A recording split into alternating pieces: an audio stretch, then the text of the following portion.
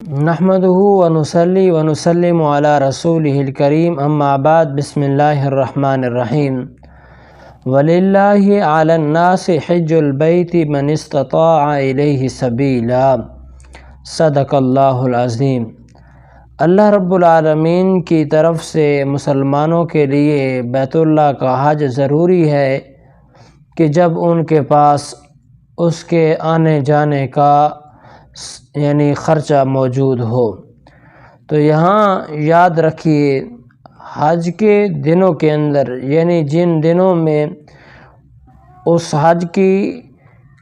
فیسیں یا درخواستیں جمع کی جا رہی ہوتی ہیں تو ان دنوں میں کسی بندے کے پاس اتنا پیسہ آ جائے کہ اس کے آنے جانے کا، اہل و عیال کا اور وہاں رہنے کا جو خرچہ ضروری ہے وہ اگر اس کے پاس آ جائے تو پھر اس بندے پر زندگی میں ایک دفعہ حج فرض ہو جاتا ہے۔ تو میرے دوستو بھائیو، اس میں ہم اکثر لوگ غفلت کرتے ہیں، کہلی اور سستی سے کام لیتے ہیں،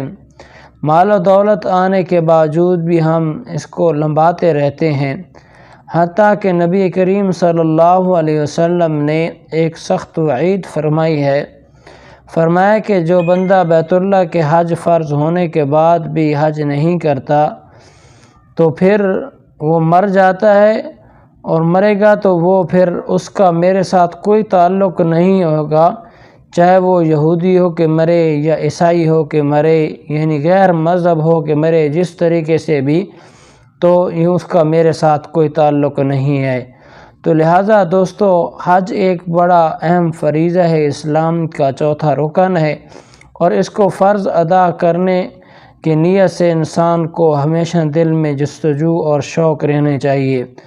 کیونکہ نبی کریم صلی اللہ علیہ وسلم نے فرمایا کہ جس نے بیت اللہ کا حج کر لیا تو اس کا معاملہ اس طرح ہے کہ جیسے بچہ اپنے ماں کے پیٹ سے آتا ہے اور اس کی ذمہ کوئی گناہ نہیں ہوتا، تو جو بندہ بیت اللہ کا حج کرنے والا ہوتا ہے اس کے ساتھ بھی یہی معاملہ ہوتا ہے، یعنی اس کے سب گناہ معاف ہو جاتے ہیں۔ تو لہذا میرے دوستو بھائیو،